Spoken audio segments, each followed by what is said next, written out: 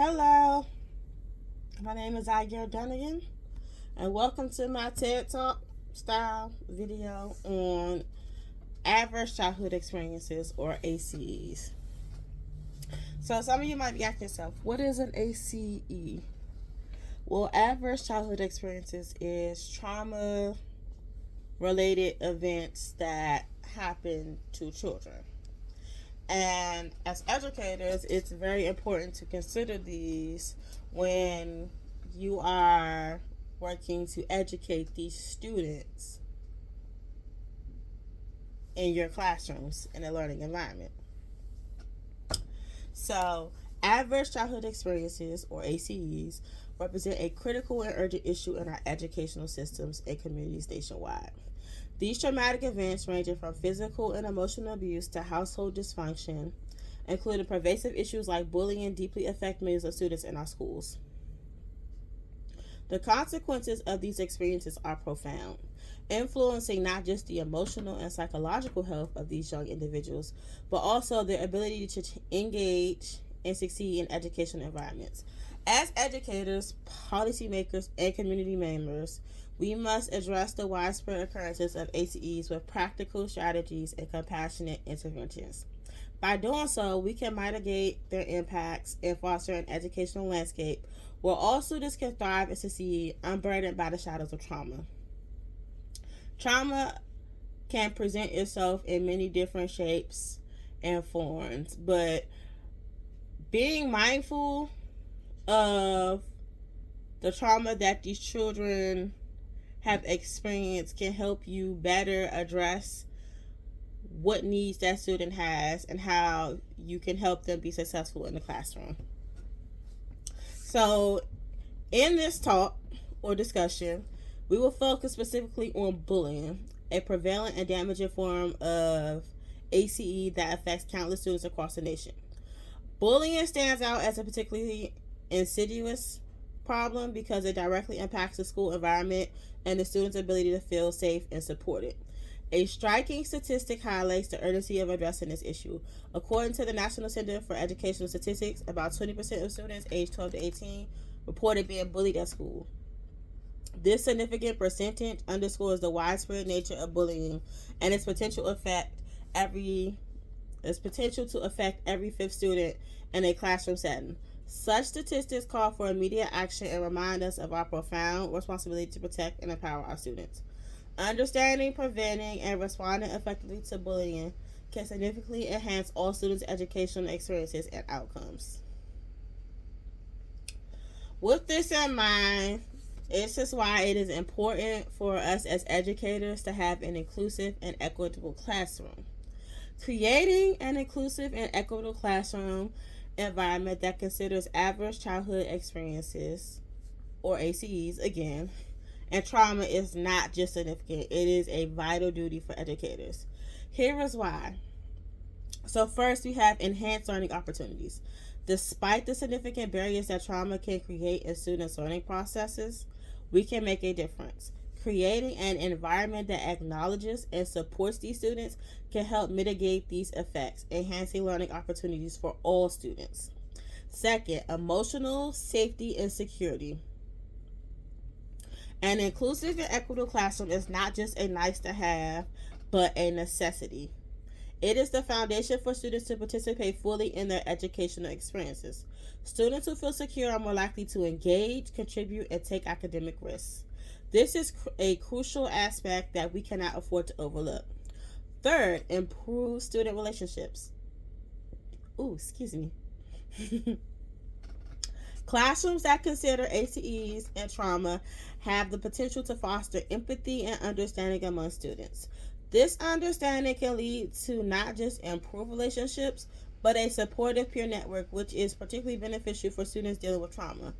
Positive peer interactions can also serve as a buffer against the adverse effects of traumatic experiences, paving the way for a brighter, more inclusive classroom environment. Fourth, holistic development. Educators in inclusive and equitable environments are more likely to use teaching strategies that cater to the whole child, which includes their social, emotional, psychological, and academic needs. This holistic approach supports the overall development of all students, not just those affected by trauma.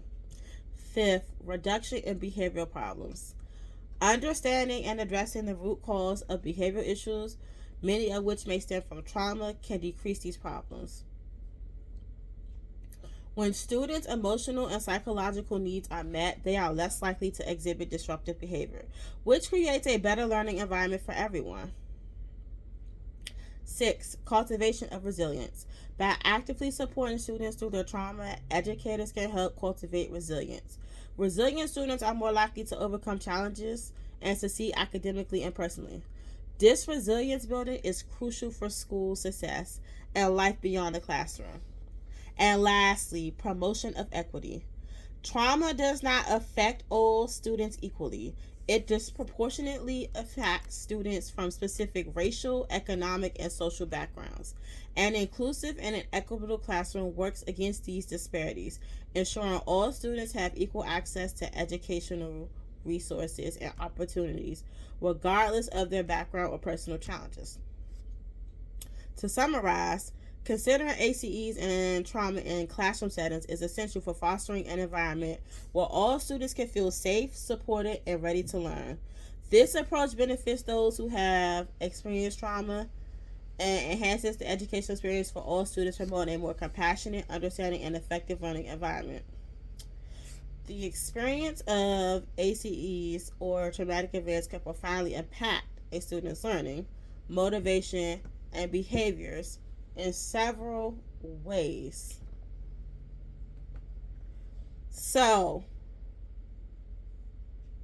I know we talked about the effects, but let's talk about what's actually happened. We talked about why it's important for us to have an equitable classroom, but let's talk about the effects that these ACEs or traumatic events actually what it's doing to these young students' minds. So first we have the cognitive impairments. Trauma can affect the brain's ability to process information and disrupt cognitive functions. This can lead to difficulties in concentrating, memory, and problem-solving skills, which are crucial for academic success. Students may struggle with retaining information, staying focused during lessons, or completing tasks that require critical thinking. Second, we have emotional dysregulation. Students who have experienced trauma might display heightened emotional responses such as anxiety, sadness, or anger. Emotional dysregulation can interfere with the student's ability to engage in the learning process and may result in withdrawal from classroom activities or conversely disruptive behavior. The emotional challenges can make it hard for students to participate in group work, follow directions, or handle feedback, all of which are essential for learning. Third, decreased motivation. Trauma can lead to feelings of helplessness and hopelessness, severely diminishing a student's motivation. If students feel overwhelmed by their emotional and psychological pain, they may lack the energy or desire to engage with their education. This lack of motivation can manifest as absenteeism, lack of participation, or a decline in academic performance. Fourth, social withdrawal or aggression.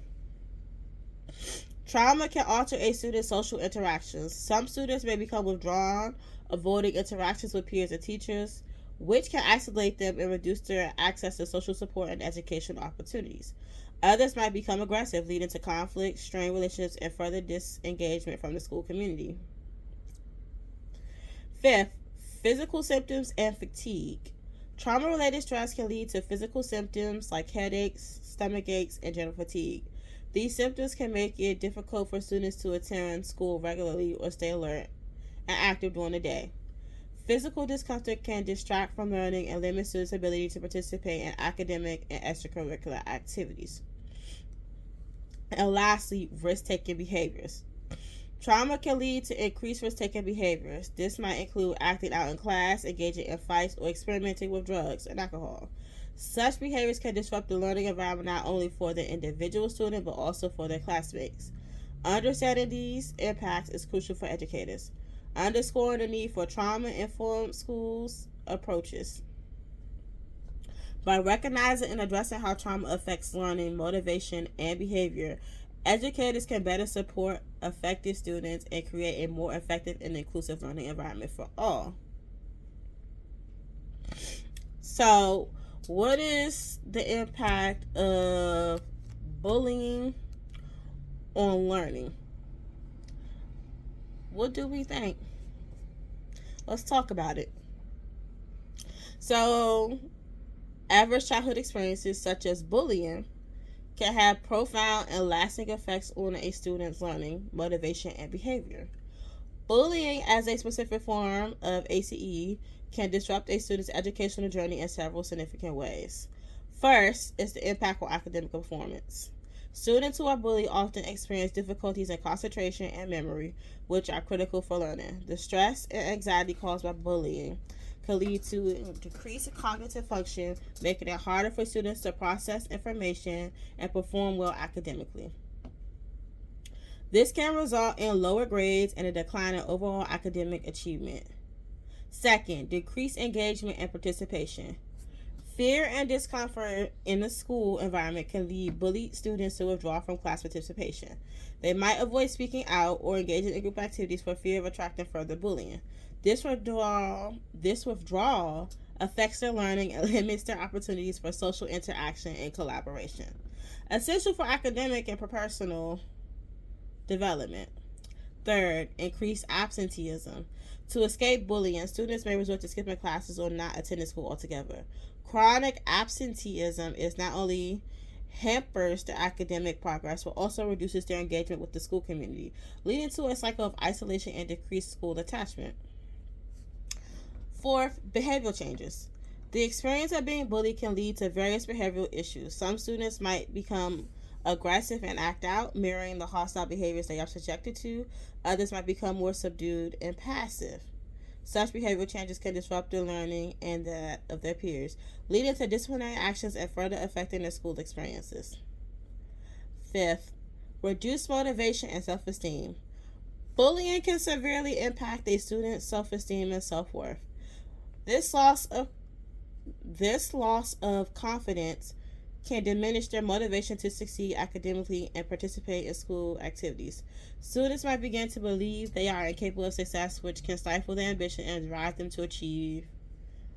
them to not achieve goals. And lastly, emotional and psychological distress. The constant stress of dealing with bullying can lead to emotional and psychological issues such as anxiety, depression, and even post-traumatic stress disorder, or PTSD. These conditions can further interfere with a student's ability to focus on studies and maintain a positive outlook towards school and learning. Addressing bullying requires a comprehensive approach that involves teachers, parents, and students. Schools need to implement effective anti-bullying policies. Provide support systems for affected students and foster an inclusive and respectful school culture. By taking these steps, schools can mitigate the negative impacts of bullying and help ensure that all students can learn and thrive in a safe and supportive environment. I agree with that because bullying has now taken on many different forms. Before, it used to be like physically picking on somebody or always talking about somebody, but now we have the whole new front of cyberbullying where people are just typing out or voicing their concerns and stuff on the internet for everybody to see, and that can be traumatic in and of itself, not just for students but also for individuals on an individually personal level. There have been a few studies done discussing the impact that these type of behaviors have on students. So the long-term educational impacts of bullying are well documented in scholarly research, highlighting the critical need for effective interventions and policies. Students consistently show that students who are bullied experience not only immediate academic difficulties, but also long-term educational and psychological repercussions. For instance, a study published in the Journal of Educational Psychology reveals that children who are bullied in their early years exhibit a significant decline in academic achievement over time. The researchers found that the effects of bullying were not only immediate, but had a cumulative impact, affecting the victim's ability to perform academically at optimal levels throughout their schooling. Another pivotal study in the American Education Research Journal underscores that students who are victims of bullying are twice as likely to experience academic problems, including lower test scores and disengagement in the classroom. This research points to the direct correlation between bullying and academic performance, emphasizing the need for schools to take a proactive stance in addressing bullying behaviors. Furthermore, research conducted by the Child Development Journal found that the psychological effects of bullying, such as anxiety, depression, and low self-esteem, contribute significantly to academic disengagement and absenteeism. These findings suggest that the impact of bullying extends beyond the classroom, affecting the overall well-being and educational trajectories of affected students. These studies collectively highlight the profound and lasting effects of bullying on a student's educational journey. They serve as a strong foundation for advocating for comprehensive anti-bullying programs and support systems within the schools to not only address the immediate impacts of bullying, but also to mitigate its long-term educational repercussions. In regards to coming up with anti-bullying programs, I think many schools need to stop punishing the victim as well as the bully. I don't believe children should sit there and not be able to defend themselves when someone is picking on them.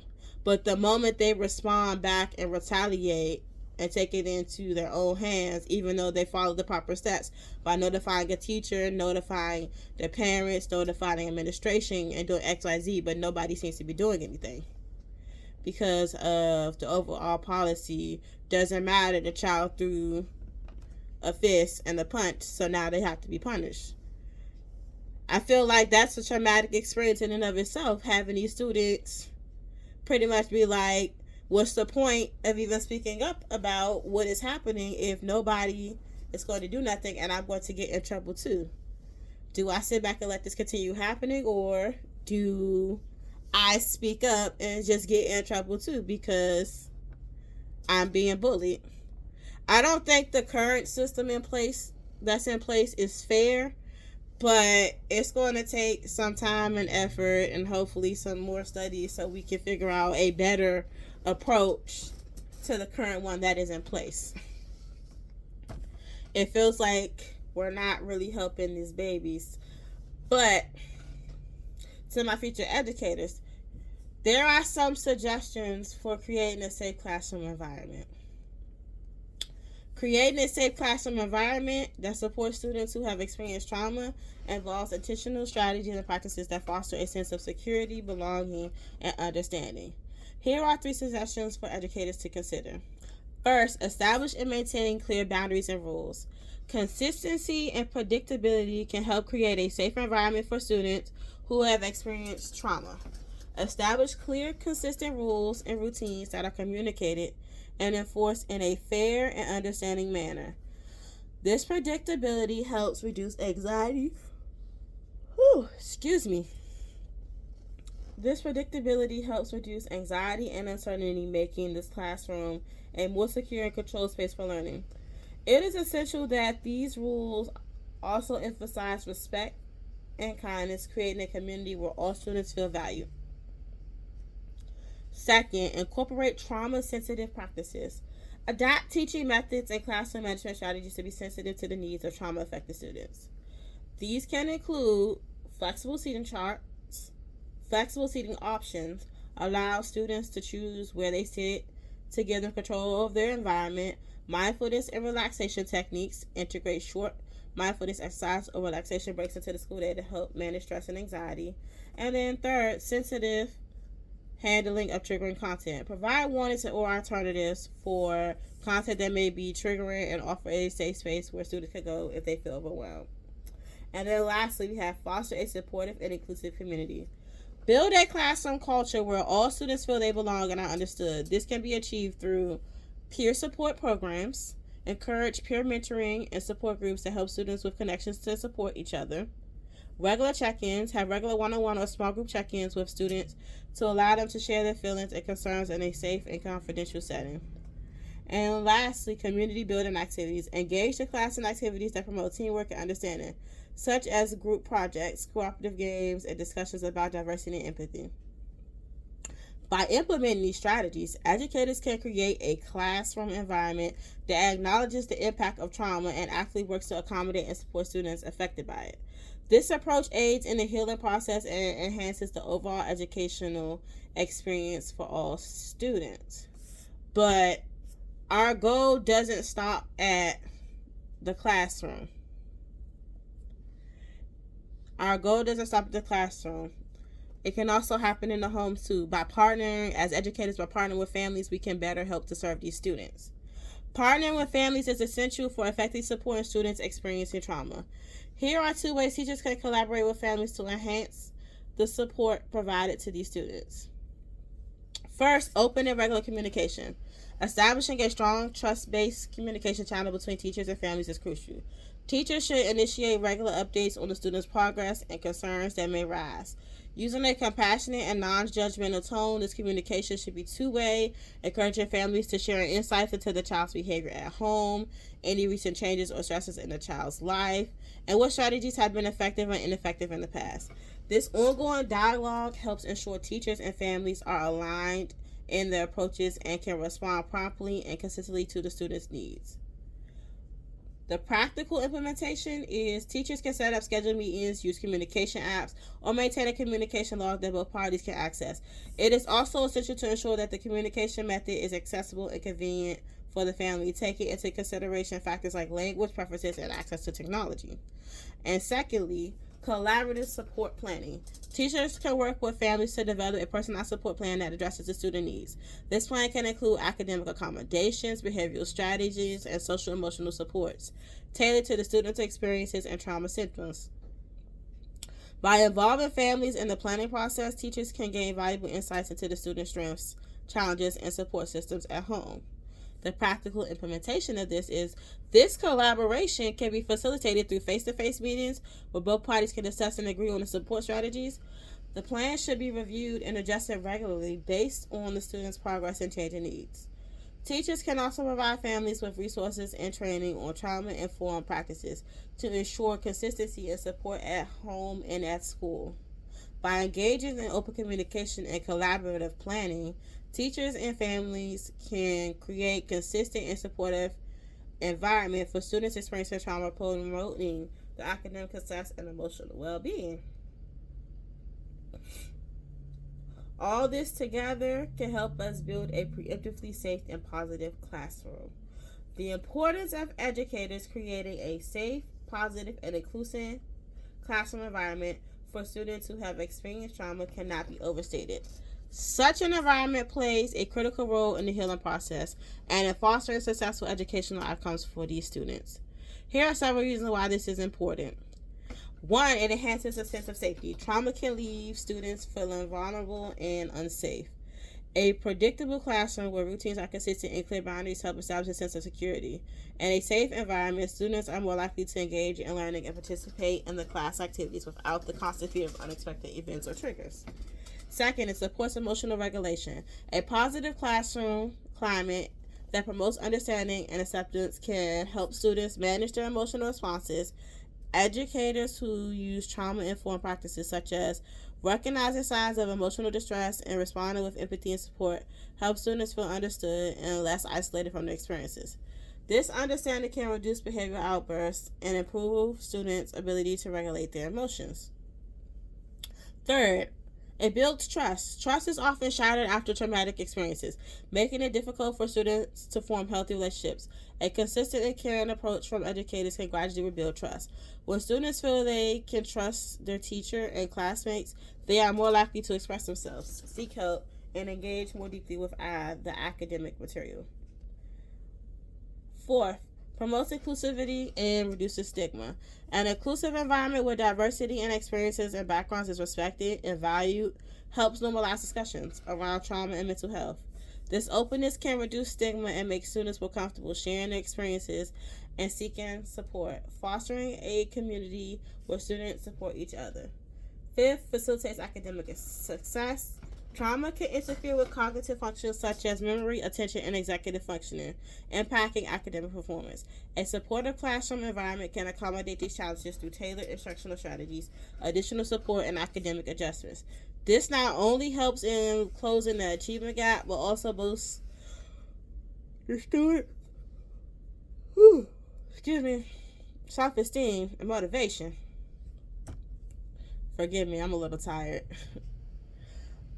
And lastly, we encourage resilience. Educators can play a significant role in fostering resilience in students with trauma histories by providing a stable, supportive environment, recognizing and nurturing each student's strengths, and providing opportunities for success can empower students, helping them develop skills to cope with challenges and recover from setbacks.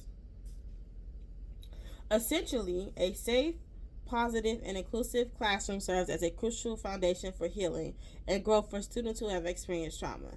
It enables them to feel secure, supported, and valued, which is essential for effective learning and personal development. Creating a welcoming and inclusive environment is essential to mitigating the effects of bullying and fostering a positive educational experience for all students. Implementing strategies emphasizing inclusivity, respect, and understanding can significantly impact students' sense of belonging and safety. Here are some effective strategies educators can adopt. First, you got creating a welcoming classroom environment. Classroom's physical and emotional atmosphere is crucial to student engagement and comfort. Teachers can create a welcoming space by rearranging the classroom to promote collaboration and open communication. Decorations that reflect diverse cultures and backgrounds, along with clear positive guidelines for behavior, can make students feel valued and respected. 2. Using inclusive language. Language shapes perception, and inclusive language is a powerful tool for promoting diversity and respect. Educators should be mindful of the language they use and model inclusivity by using terms and phrases that are non-discriminatory and respectful of all genders, races, and backgrounds. This practice helps build a classroom culture where all students feel seen and respected. Third, being aware of students' diverse needs. Each student comes to the classroom with a unique background and set of experiences. Educators can address these diverse needs by adopting differentiated instruction strategies that cater to various learning styles and levels. Regular check-ins and feedback opportunities allow teachers to understand individual circumstances and adapt their teaching methods. Fourth, promoting peer support and collaboration. Encouraging students to work in diverse groups and support each other can enhance empathy and reduce instances of bullying. Activities that require collaboration and peer feedback foster a sense of community and mutual respect among other students. And lastly, implementing anti-bullying programs and training. Schools should invest in comprehensive anti-bullying programs that educate students and staff about the effects of bullying and how to intervene effectively. Regular training sessions can equip teachers with the skills to manage bullying incidents promptly and effectively.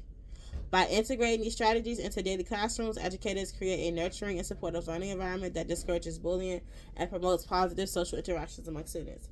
This approach enhances academic performance and contributes to developing a respectful and inclusive school culture. As educators, I cannot stress this enough, we have to advocate for our students. Advocating for change, including the implementation of trauma-informed training and resources, is essential in educational settings to adequately support students who have experienced trauma. This advocacy is crucial for several reasons. First, it improves educator preparedness. Many educators might not have the specialized knowledge to support who have experienced trauma effectively. Trauma-informed training equips educators with the understanding and skills necessary to recognize the signs of trauma and respond appropriately and avoid re-traumatization. With proper training, teachers can adopt their teaching methods, classroom management, and communication styles to meet the needs of these students, thereby enhancing the overall learning environment. Second, enhances students' well-being and academic performance. Trauma can significantly affect the student's emotional, psychological, and academic development. Trauma-informed resources and practices ensure that the educational environment addresses these aspects comprehensively. By doing so, schools can help mitigate the negative impacts of trauma, such as difficulties in concentration, memory, and behavior, leading to improved academic outcomes and reduced classroom disruptions. Third, promotes equity in education. Again, trauma disproportionately affects students from specific backgrounds, including those from low income families, community experiencing violence, or those who are involved in the foster care system. Advocating for trauma informed practices is a step towards educational equity, ensuring that all students, regardless of these personal histories, have access to the support they need to succeed in school. Fourth, fosters a supportive school culture when schools adopt trauma-informed approaches that cultivate an environment of understanding and empathy. This shift can influence the school's culture, promoting a more inclusive, supportive community. Such environments benefit students who have experienced trauma and creating a more welcoming and nurturing space for all students and staff.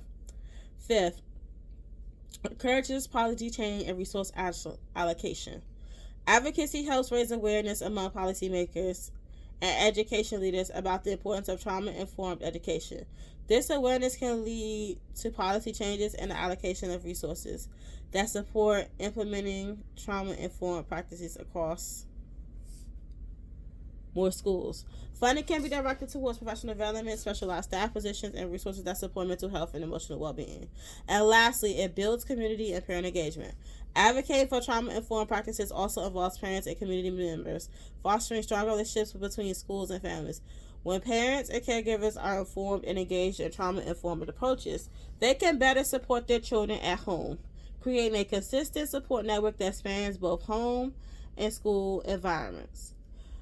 To summarize, advocating for trauma-informed training and resources is vital for creating educational environments that recognize and address the needs of students who have educational experience for all students, leading to a more equitable, effective, and empathetic educational system. So, throughout our discussion, we have highlighted the critical issue of bullying as a prevalent adverse childhood experience that significantly impacts students' academic and psychological well-being. We have underscored the importance of addressing this issue through alarming statistics, which reveal that about 20% of students reported being bullied, emphasizing the urgency of effective intervention.